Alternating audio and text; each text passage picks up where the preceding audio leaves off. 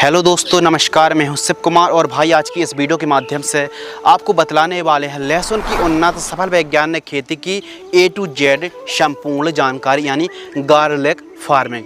तो लहसुन की खेती कब और कैसे करना चाहिए, लहसुन की फसल पर कौन कौन सी बीमारी आती हैं, अच्छे से ज़्यादा पैदावार निकालने के लिए कौन कौन सी खादों का प्रयोग करना चाहिए, इस पर जलेबी रोग आता है, पत्ते मुड़ने लगते हैं, कंद छोटा रह जाता है, उपज घट जाती है, फसल पीलापन की नज़र समस्या आती है। तो इन सभी की समस्या का जो इलाज है, प्रबंधन है, सिंचाई किस प्रकार करना है, खाद किस प्रकार देना है, कितने दिन की यह फसल है, कितना इसमें 1 एकड़ में कितना कॉस्ट आ जाता है, लागत के साथ साथ बुआई से लेकर कटाई तक की A to Z संपूर्ण जानकारी इस वीडियो के माध्यम से शेयर करने वाले हैं। तो वीडियो को बिना स्किप और कुछ ऐसी थ्रिप्स संबंधित बीमारी आती थ्रिप्स उसका हम इलाज बताने वाले, शानदार दवाई कॉम्बिनेशन के बारे में बताने वाले हैं। तो वीडियो को स्किप करोगे तो जानकारी आपको पर्याप्त मात्रा पर नहीं मिल पाएगी। तो चलिए शुरू करते हैं और अधिक जानकारी के लिए आप हमें इंस्टाग्राम पर ही फॉलो कर सकते हैं, शिव कुमार 095। तो चलिए शुरू करते हैं। सबसे पहले बात करते हैं अनुकूल समय।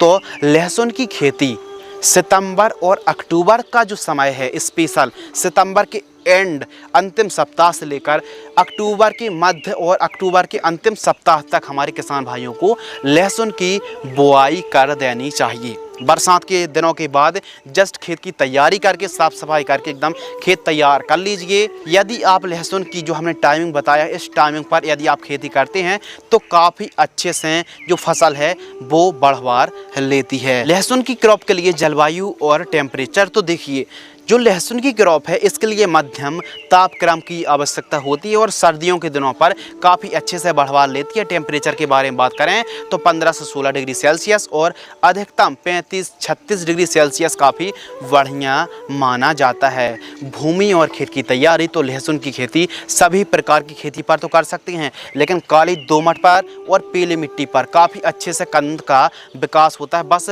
उत्तम जल निकास का प्रबंध होना चाहिए, उपयुक्त जीवाश्म पदार्थ वाली सॉइल हो, मृदा की पीएच वैल्यू 5.5 से लेकर 7.5 तक चल जाती है। और वहीं बात करें खेत की तैयारी, तो 1 से 2 बार कल्टीवेटर चलाइए और खेत को एकदम पाटा लगाकर एकदम समतल करा दीजिए, मिट्टी भुरभुरी करा दीजिए और खेत के चारों साइड साफ सफाई होना बहुत ही ज़रूरी है। बात कर लेते हैं उन्नतशील किस्में। तो वैरायटी भी राज्य, क्लाइमेट कंडीशन और एरिया के हिसाब से अलग अलग वैरायटी होती हैं। जैसे ऊटी लहसुन को भी काफ़ी किसान भाई लगाते हैं, देसी लहसुन को लगाते हैं, G2 लहसुन को लगाते हैं और ज़्यादातर जो स्टोरेज हम कर सकते हैं G2 जो लहसुन है इसको हम लंबे समय तक भी स्टोर करके रख सकते हैं। तो उन्नतशील किस्मों को ही आपको चुनाव करना चाहिए।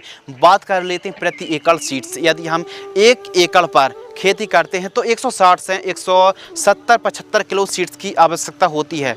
ध्यान से सुनिए, यदि आप 1 एकड़ पर बुआई कर रहे हैं तो 160 से 170 किलोग्राम सीड्स की आवश्यकता होती है। और कंदों को लाइए मार्केट से और जो कलियां हैं एक एक कलियों को ही आपको लगाना चाहिए। आइए समझते हैं बीज उपचार। तो बीज उपचार करना बहुत ही ज़रूरी है। बीज उपचार करने से काफ़ी अच्छा जर्मिनेशन और फसल बढ़वार काफ़ी अच्छे से लेती है।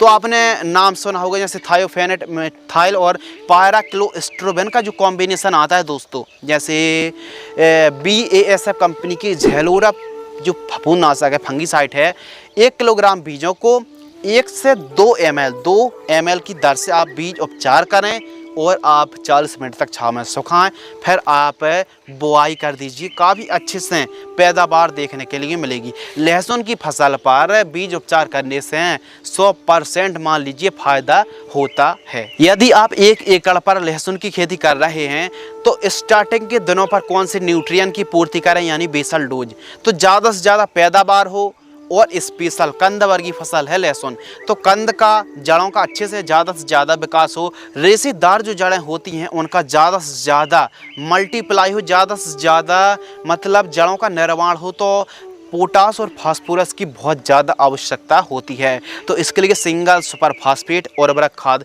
100 kilogram, DAP di ammonium phosphate उर्वरक खाद 40 से 50 किलोग्राम और इसके अलावा MOP muriate of potash 30 kilogram, इनको सभी को मिक्स करना है। और यदि गोबर की खाद भी उपलब्ध है, यदि है तो ही आप 2 ट्रॉली गोबर की खाद भी प्रयोग कर सकते हैं, और नहीं है तो खरीदने की आवश्यकता नहीं है। डेयरी है या फिर नज़दीक में सस्ती गोबर की खाद मिल रही है तो आप प्रयोग कर सकते हैं 2 ट्रॉली 1 एकड़ में। तो इस प्रकार बुआई के समय हमारे किसान भाइयों को न्यूट्रिएंट और खाद की पूर्ति करना चाहिए। लहसुन की बुआई कैसे करें और लहसुन की दूरी, कितनी दूरी पर हमको बुआई करनी चाहिए, आइए समझते हैं।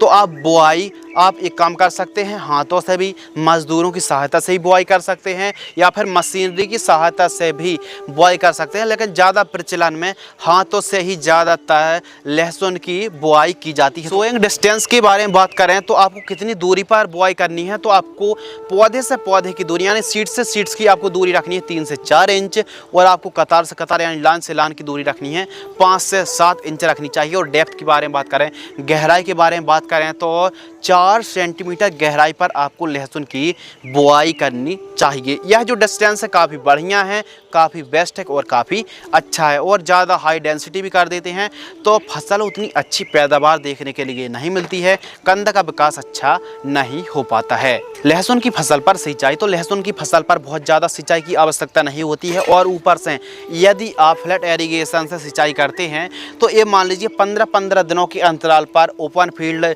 सिंचाई कर रहे हैं तो 15-15 दिनों के अंतराल पर आप सिंचाई करें। और एक और ज़रूरी बात, आप बेड विधि से भी लहसुन की खेती कर सकते हैं, जिसमें आप ड्रिप भी लगा सकते हैं 16 mm। यदि बेड से खेती कर रहे हैं तो आप बेड तैयार करा लीजिए। बेड की जो चौड़ाई 2.5 फीट और बेड से बेड की दूरी 1 फीट आप रख सकते हैं। कंदों का काफ़ी अच्छा विकास होता है, और जो भी कंद वर्गीय फसल है उन पर यदि आप बेड विधि से खेती करते हैं तो काफ़ी अच्छा फ़ायदा आपको होगा। और आप एक काम कर सकते हैं कि 5-5, 6-6 फीट चौड़ी आप क्यारियां बनाकर भी लहसुन की बिजाई कर सकते हैं, जो कि अक्सर किसान भाई करते हैं। तो आप यदि ज़्यादा उपज चाहते हैं तो हम तो आपको रेकमेंड करेंगे कि आप बेड विधि से ही लहसुन की खेती करें। बाकी आप नाली क्यारी विधि बनाकर भी आप जो है बिजाई कर सकते हैं, उसी पर सिंचाई कर सकते हैं। और सिंचाई के लिए यदि आप स्प्रिंकलर से सिंचाई कर रहे हैं तो 10-10 दिनों के अंतराल पर सिंचाई करना चाहिए। और यदि आप ड्रिप से खेती कर रहे हैं, ड्रिप को लगा रखा है, तो आपको लगभग 4 या फिर 3-4 दिनों के अंतराल पर 2-2 घंटे यदि सिंचाई करते हैं तो काफ़ी अच्छे से वाटर मैनेजमेंट को आप सुधार के रख पाएंगे। तो इस प्रकार आपको सिंचाई करनी है, और सिंचाई आपको आवश्यकता अनुसार करना चाहिए। और जितना ज़्यादा यदि आप फ़ायदा लेना चाहते हैं तो आप जो जड़ें होती हैं यानी नीचे से ही आप सिंचाई करें, ज़्यादा बेस्ट है as a compare to sprinkler. Sprinkler से सिंचाई करने से ज़्यादा अच्छा है कि आप फ्लड एरीगेशन से ही सिंचाई करें। खरपतवार की रोकथाम यानी वीड कंट्रोल, तो देखिए जितना ज़्यादा कचरा आपकी फसल पर रहेगा, जितनी ज़्यादा खरपतवार उगेंगे, फसल बढ़वार नहीं लेती है, पीलापन की समस्या भी देखने के लिए मिलेगी, रस चूसक कीटों में थ्रिप्स का प्रकोप भी देखने के लिए मिलेगा। तो सबसे बेस्ट ऑप्शन है, और मध्य प्रदेश पर ज़्यादा जो खेती की जाती है कोल पर लगाकर निराई गुड़ाई ही की जाती है, सबसे बेस्ट ऑप्शन है। तो निराई गुड़ाई, पहली निराई गुड़ाई 30 से 35 दिन, और सेकंड दूसरी निराई गुड़ाई जब खरपतवार उग जाएँ या फिर लगभग 60 से 65 दिन के आसपास क्रॉप होती है तो हमको निराई गुड़ाई करनी चाहिए, उसके बाद सिंचाई करनी चाहिए। या स्ट्रेटजी को भी अपना सकते हैं। और यदि निराई गुड़ाई नहीं कर पा रहे हैं तो रासायनिक के लिए हम आपको रेकमेंडेड नहीं कर रहे कि आप मजदूर छोड़कर निराई गुड़ाई छोड़कर आप खरपतवार नाशक पर जाएं। यदि उपलब्ध मजदूर नहीं हैं तो आप खरपतवार नाशक पर जा सकते हैं। जैसे आदावा इंडिया कंपनी की डेकल खरपतवार नाशक आती है, 300 ml 200 लीटर पानी घोल करके आपको 1 एकड़ में स्प्रे करना है। कब स्प्रे करना है? जब आपकी लहसुन की फसल 30 से 35 दिन के आसपास की हो जाए, या फिर 25 से 30 दिन के आसपास की हो जाए। 30 दिन के आसपास की जब क्रॉप होती है तो सिंचाई करके, पहले सिंचाई करना, जड़ों के पास पर्याप्त मात्रा में नमी होना चाहिए, तब आपको खरपतवार नाशक का स्प्रे करना चाहिए। इससे फसल को झटका नहीं लगता है। बाकी निराई गुड़ाई तो सबसे बेस्ट ऑप्शन माना ही जाता है, और खरपतवार नाशक स्प्रे करने से फसल को झटका आता है, तो इसलिए निराई गुड़ाई सबसे बेस्ट और बढ़िया ऑप्शन है। यदि आप बेड विधि से खेती कर रहे हैं यानी बेड पर लहसुन को लगा रहे हैं, तो जो 2 फीट की जो आपने चौड़ाई रखी है बेड की, उस पर 4 से 6 लाइनों पर आप बिजाई करें। जी हाँ दोस्तों, एक बेड पर 4 से 6 लाइन, और 1 से 2 लाइन आप ड्रिप की बिछा सकते हैं 16 mm इन लाइन, या फिर पेप्सी ड्रिप जो सस्ती होती है। तो इस प्रकार आपको खेती करनी चाहिए, अच्छा आपको फायदा होगा। लहसुन की फसल पर स्प्रे शेड्यूल। तो देखिए, लहसुन की फसल पर कुछ गंभीर, कुछ खतरनाक बीमारियां आती हैं जिसे कंट्रोल करना, रोकथाम करना बहुत ही ज़रूरी है। तो इनको रोकथाम करने के लिए, कंट्रोल करने के लिए कीटनाशक दवाई की प्रॉपर स्प्रे लेने पड़ेंगे। अब ज़रूरी नहीं है कि हम आपको जो तरीका बता रहे हैं या फिर आपके फसल पर थ्रिप्स नहीं है, जलेबी रोग नहीं है या फिर कोई ब्लाइट नहीं है, फिर भी आप स्प्रे कर रहे हैं, नहीं। यदि यह वीडियो जो बना रहे हैं यह सभी किसान भाइयों के लिए है, उन किसान भाइयों के लिए भी है जिनकी फसल एकदम स्वस्थ है, या फसल उनके लिए भी है जिनकी फसल पर पीलापन है, यह वीडियो उनके लिए भी है जिनके लिए कम बीमारियां आ रही हैं फसल पर, या फिर यह वीडियो उनके लिए भी है जिनकी फसल पर ज़्यादा बीमारी हैं। तो स्प्रे किस प्रकार करना है, सबसे बड़ा क्वेश्चन है। तो स्प्रे आपको आवश्यकता अनुसार करना है। यदि थ्रिप्स लगी है तो थ्रिप्सीसाइड या फिर ऐसी इंसेक्टिसाइड आपको लेना है। तो जिस प्रकार बीमारी लगी है उस प्रकार आपको स्प्रे चलाना चाहिए। आइए बात करते हैं स्प्रे शेड्यूल कि कौन कौन से कीट आते हैं। तो प्रमुख रूप से जलेबी रोग यानी पत्ते मुड़ने लगते हैं, थ्रिप्स आता है, एफिड जैसिड, सफ़ेद मक्खी, हरा मच्छर, माइट, तंबाकू इल्ली, सुंडी, वॉलवर्म, वाइट ग्रब, हरी इल्ली, झुलसा यानी ब्लाइट, और पर्पल ब्लॉच आता है, एंथ्रेक्नोज, आद्रगलन, पाउडरी मिल्ड्यू, रूट रॉट, पीलापन और पत्ते ऊपर साइड से सूखने की समस्या आती है। यह जो 10-15 हमने समस्याएं बताई हैं, इनमें सबसे जो गंभीर जो समस्या है वो है जलेबी रोग, थ्रिप्स और ब्लाइट के साथ साथ पीलापन और पत्ते ऊपर से सूखते हैं। तो सबसे गंभीर थ्रिप्स है भाई साहब, इनको कंट्रोल करना, रोकथाम करना बहुत ही ज़रूरी है। तो जो बीमारी ही ना आए तो इसके लिए प्रिवेंटिव में, क्यूरेटिव में रोग आने से पहले काफ़ी अच्छा काम करेगी। रोग आ भी चुका है तो अभी यह कॉम्बिनेशन काफ़ी अच्छे से काम करने वाला है। तो आइए समझते हैं। पहला स्प्रे 35 से 40 दिन के आसपास क्रॉप होती है तो घरडा की प्लस। अब घरडा की प्लस में इमिडाक्लोप्रिड और फिप्रोनिल का कॉम्बिनेशन है, 8 ग्राम लेना है। इसके अलावा वायर कंपनी की एंट्राकॉल फफूंदनाशक 40 ग्राम लेना है, और नागार्जुन कंपनी की प्रोफेक्स सुपर 25 ml लेना है। और जो आप घोल ले रहे हैं तो घोल पर स्टिकर मिलाकर ही आपको स्प्रे करना, जिससे जो घोल है पत्तों पर ठीक तरीके से चिपक जाए। 15 लीटर की दर से ही हम आपको स्प्रे बता रहे हैं। अब फसल छोटी है तो 4 पंप भी लग सकते हैं, 5 पंप भी लग सकते हैं। तो हम आपको जो डोज बता रहे हैं 15 लीटर पंप की दर से ही डोज आपको बतला रहा है। केवल एक पंप नहीं बता रहा, जितने पंप लगें उतना आप स्प्रे कर सकते हैं। बात करते हैं सेकंड स्प्रे। तो सेकंड स्प्रे जब हमारी लहसुन की फसल 60 से 65 दिन के आसपास की होती है तो डाव की डेलीगेट 15 ml, सिजेंटा की कराटे 30 ml और M star top fungicide 20 ml 15 litre पानी घोल करके स्प्रे कर सकते हैं। तो इस प्रकार यदि आप केवल लहसुन की फसल पर 2 स्प्रे करते हैं तो आपको काफ़ी अच्छा फ़ायदा होगा, काफ़ी अच्छे से लाभ पहुँचेगा। थ्रिप्स के लिए डाव की डेलीगेट है, बायो आर 303 काफ़ी अच्छा काम करती है, कराटे काफ़ी अच्छा काम करती है, घरडा की प्लस काफ़ी अच्छा काम करती है, इमिडाक्लोप्रिड और फिप्रोनिल का जो कॉम्बिनेशन आता है स्पेशल। तो यह जो बीमारी है यदि आप इस प्रकार स्प्रे लेते हैं तो कोई समस्या ही देखने के लिए नहीं मिलेगी। तो आवश्यकता अनुसार ही आपको स्प्रे करना चाहिए। बात कर लेते हैं खाद का शेड्यूल यानी फर्टिगेशन शेड्यूल। तो देखिए, बुआई के समय यदि गोबर खाद उपलब्ध है तो गोबर खाद तो प्रयोग करना ही है। SSP DAP MOP प्रयोग कर लिया, और बुआई के समय यदि नीम खली उपलब्ध है, सरसों की खली उपलब्ध है तो इनका भी आप प्रयोग करना चाहिए। लेकिन अब जब हमारी फसल 25-30 दिन की हो गई है, निराई गुड़ाई कर दी, सिंचाई के साथ कौन सी खाद दें जिससे पैदावार में वृद्धि हो, उपज उत्पादन में अच्छे से ज़्यादा लाभ पहुँच सके। तो इसके लिए जो पहली खाद है फर्स्ट खाद, तो हमारी लहसुन की फसल जब 25 से 30 दिन के आसपास की होती है तो यूरिया और उर्वरक खाद 50 किलोग्राम, 45 से 50 किलोग्राम और सागरिका दानेदार 5 किलोग्राम से लेकर 10 किलोग्राम, इन दोनों को मिक्स करना है, जड़ों के पास देकर आपको सिंचाई कर देना है। सेकंड खाद 50 से 55 दिन के आसपास की क्रॉप होती है तो यूरिया 40 किलो, बायोजाइम 5 किलो और माइक्रो न्यूट्रिएंट 5 किलोग्राम, इन तीनों को मिक्स करना है। सॉइल एप्लीकेशन से देकर के आपको सिंचाई कर देना है, काफ़ी शानदार रिजल्ट प्राप्त होंगे। सिंचाई करने से पहले, खाद देने से पहले और सिंचाई करने से पहले निराई गुड़ाई करें, फिर खाद दें और फिर सिंचाई करें, शानदार परिणाम देखने के लिए मिलेंगे। और बहुत ज़्यादा सिंचाई भी ना करें, फसल में जब थोड़ा सा ड्राइनेस, सूखा देखने के लिए मिले, यानी जो हमारी मिट्टी है उसमें क्रैकिंग देखने के लिए मिले, तब हमको यदि सिंचाई करेंगे तो काफ़ी अच्छे से जो पानी दे रहे हैं वो खाद देने के बराबर होगा। तो इस प्रकार फसल में एकदम बढ़वार, जो वनस्पतिक बढ़वार, कंदों का विकास काफ़ी अच्छा होने वाला है। बात कर लेते हैं बाजार भाव यानी मार्केटिंग रेट। तो मार्केटिंग रेट फ्लेक्सिबल रहता है, कभी किसान भाइयों कम मिलता है, कभी ज़्यादा मिलता है। जब अच्छी कीमत देखने के लिए मिले तभी आपको बिक्री करना चाहिए। 3000 रुपये क्विंटल का भी रेट मिल जाता है, इससे भी ऊपर का रेट हमारे किसान भाइयों को मिल जाता है। बात कर लेते हैं लाइफ साइकिल यानी जीवन चक्र। तो लहसुन की खेती आप करते हैं तो कितने दिन में तैयार हो जाती है? बुआई से लेके हार्वेस्टिंग तक 120 से 125 दिन के आसपास का समय लग जाता है। यदि आप 1 एकड़ पर खेती करते हैं तो उत्पादन कितना होगा, प्रोडक्शन कितना होगा? ये मान लीजिए 55 से 60 क्विंटल के आसपास 1 एकड़ से पैदावार देखने के लिए मिलेगी।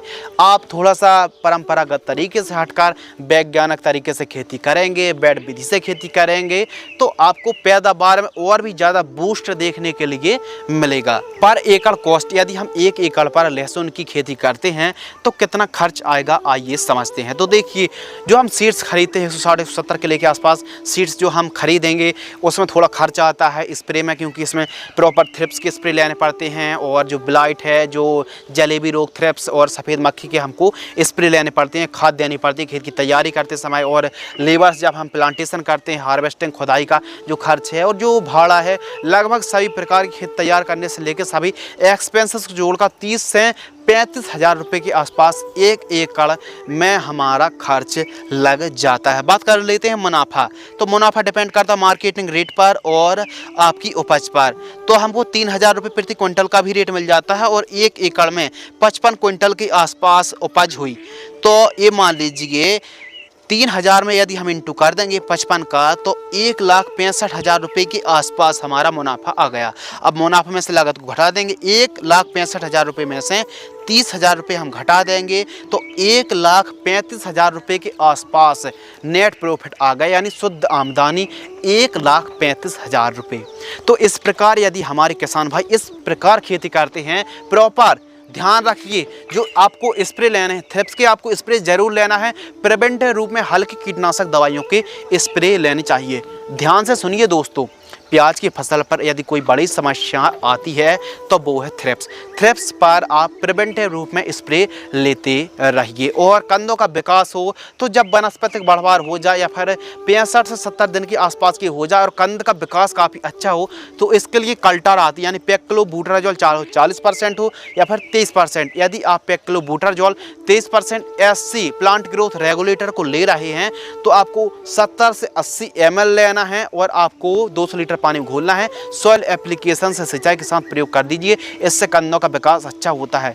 ध्यान से सुनिए, वनस्पतिक बढ़वार हो गई, अब बढ़वार तो हो रही है लेकिन कंदों का विकास अच्छा हो तो इसके लिए कल्टार बहुत अच्छा काम करती है। कल्टार स्प्रे करने की बजाय या फिर जरूरी नहीं कि कल्टार ही आप स्प्रे करें या फिर कल्टार का ही आप इस्तेमाल करें, आप पेक्लोबुटराजोल 23% SC का प्रयोग कर सकते हैं। सिंचाई के साथ 65 से 70 दिन की जब लहसुन की फसल होती है तो उस समय आपको प्लांट ग्रोथ रेगुलेटर का प्रयोग करने से काफ़ी अच्छा फ़ायदा होने वाला है। तो इस प्रकार आपको फर्टिगेशन शेड्यूल चलाना चाहिए और खाद का शेड्यूल चलाने से काफ़ी अच्छा फ़ायदा आपको होगा। यदि इस प्रकार आप लहसुन की खेती करते हैं, क्योंकि यह कंद वर्गीय फसल है, इसमें फास्फोरस, पोटास, नाइट्रोजन और सल्फर की प्रॉपर पूर्ति करते हैं तो काफ़ी अच्छे से कंद का विकास होगा, फसल हरी भरी रहेगी, पीलापन की समस्या देखने के लिए ही नहीं मिलेगी। तो उम्मीद करते हैं दोस्तों स्पेशल यदि कुछ महत्वपूर्ण बातों को ध्यान में रखकर यदि आप खेती करेंगे और स्पेशल यदि बात कर लें महत्वपूर्ण तथ्य की, तो लहसुन की खेती सबसे पहले समय में बुआई करें। दूसरी बात, उन्नतशील किस्मों का चुनाव करें जिनकी पैदावार अच्छी हो। नंबर 3, सिंचाई पर विशेष ध्यान रखें। नंबर 4, जो न्यूट्रिएंट की पूर्ति करना है, आवश्यकता अनुसार ही आपको न्यूट्रिएंट की पोषक तत्वों की पूर्ति करना है।